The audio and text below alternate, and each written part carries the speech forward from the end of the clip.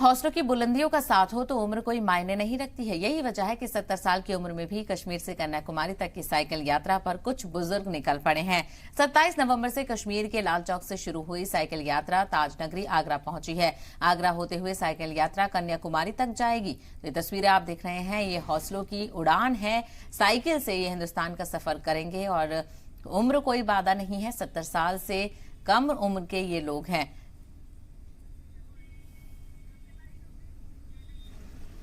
बहुत अच्छा लगता है क्योंकि जब आप अपनी लिमिट्स क्रॉस करते हो ना, जब आप अपनी एनर्जी को चेंज करते हो, खुद को चेंज करते हो, आप खुद भी मोटिवेटेड होते, दूसरे तो इंस्पायर होते हैं या नहीं होते, ये सेकेंडरी चीज है। आपको खुद भी लगता है कि अरे आप में इतनी कैपेसिटी है। अदरवाइज हम तो अपने आप को बहुत ही टेक ऑफ फॉर ग्रांटेड लेते हैं, सोचते ही नहीं है ना हेल्थ के लिए ना कुछ।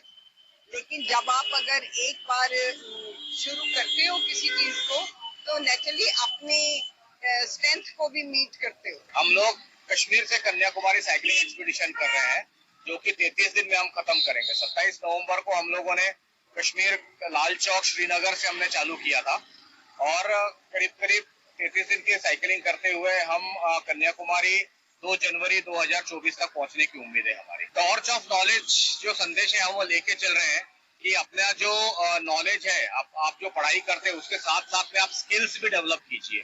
तो ये हम लोगों को, जो छोटे बच्चे हैं, स्कूल के कॉलेजेस के लड़के हैं, उनको अपना स्किल्स डेवलप करने का हम संदेश दे रहे हैं। हम लोग श्रीनगर लाल चौक से निकले हैं और अब कन्याकुमारी तक जाने का हमारा प्रयास है और इस दरमियान हमें आगरा में आने का मौका मिला और आगरा में हमारी बहुत अच्छी